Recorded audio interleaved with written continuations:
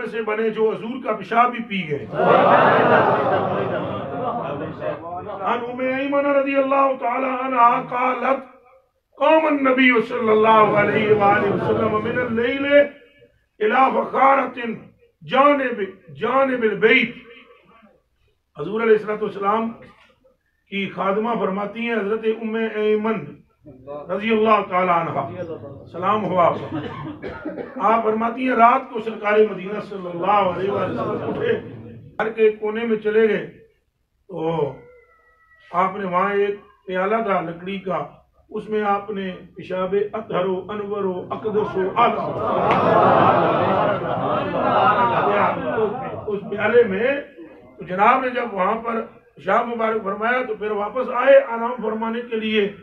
تو آپ فرماتی ہیں قالت قمت من اللیل، میں اٹھی رات کو، وانا میں نے پیاس لگی ہوئی تھی، فشربت ما فی الفخارہ، جو کچھ بخارا میں تھا میں وہ پی گئی.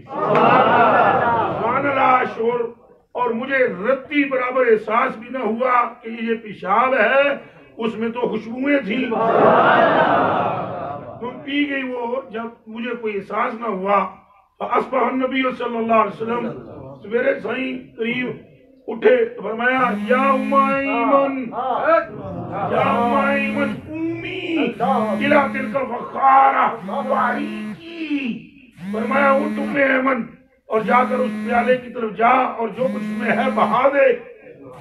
قالت، آپ فرماتی ہیں قلت، تو میں نے کہا قد واللہ یا رسول اللہ شربت ما فی الفخارہ،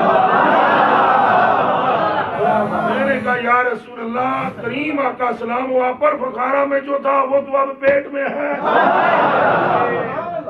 حضور آپ نے جب سنا، جانے جانا نے جب سنا، سننے کے بعد آپ نے فرماتی ہے قالت ضاحک النبی صلی اللہ علیہ وسلم حتی بدت نواجزہ، فرماتی ہے حضور اس طرح کھڑکھڑا کر ہنسے کہ آپ کی دونوں داڑیں نظر آنا شروع ہوئی.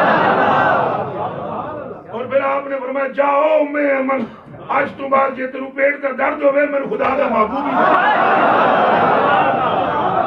او بھائیو، لوگوں کے دم وہ کام نہیں کرتے جو مصطفیٰ کا پیشاب کرتے ہیں. اب بولو نعرہ رسالت.